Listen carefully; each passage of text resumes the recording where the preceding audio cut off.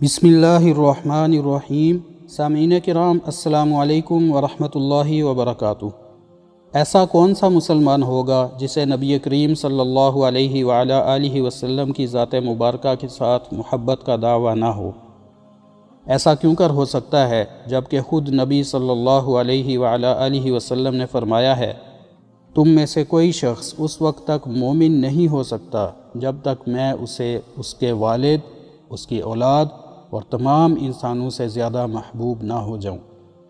لیکن افسوس کی بات یہ ہے کہ ہم میں سے اکثر کے اس دعوے کا کوئی اثر ہماری عملی زندگیوں میں نظر نہیں آتا۔ کوئی تو وجہ ہے کہ ہماری سڑکیں عاشقان رسول سے بھری ہوتی ہیں، لیکن ہمارے بازاروں میں دودھ کا ایک قطرہ بھی خالص نہیں ملتا۔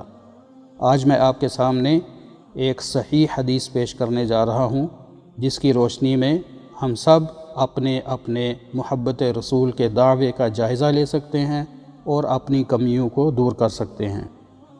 سیدنا انس بن مالک رضی اللہ تعالی عنہ سے روایت ہے کہ کچھ لوگ بحرین سے نبی کریم صلی اللہ علیہ وآلہ آلہ وسلم کی خدمت میں حاضر ہوئے۔ نبی صلی اللہ علیہ وآلہ آلہ وسلم نے اپنے لیے وضو کا پانی منگوایا اور وضو فرمایا۔ وہ سب مہمان وضو کے پانی کی طرف لپکے اور جس قدر بھی میسر آیا وہ اسے پینے لگ گئے، اور جو پانی زمین پر گر گیا تھا وہ اسے اپنے چہروں، سروں اور سینوں پر ملنے لگے۔ نبی صلی اللہ علیہ وآلہ آلہ وسلم نے ان سے پوچھا، تمہیں اس کام پر کس چیز نے آمادہ کیا ہے؟ وہ کہنے لگے، ہم نے یہ کام آپ سے محبت کے باعث کیا ہے، اور ہمیں امید ہے کہ اللہ تعالیٰ بھی ہم سے محبت کرے گا۔ اس پر رسول اللہ صلی اللہ علیہ وآلہ آلہ وسلم نے فرمایا، اگر تم چاہتے ہو کہ اللہ اور اس کے رسول تم سے محبت کریں تو 3 عادات کو باقاعدگی سے اپنا لو: سچی بات، ادائے امانت اور پڑوسی سے حسن سلوک۔ یہ حدیث ایک آئینہ ہے جس میں ہم سب اپنے دعوی محبت رسول کو پرکھ سکتے ہیں۔ کیا ہماری باتوں میں سچائی ہوتی ہے؟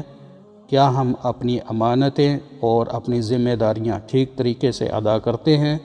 اور ہمارے ارد گرد رہنے والوں سے ہمارا سلوک کیسا ہوتا ہے؟ السلام علیکم ورحمۃ اللہ وبرکاتہ۔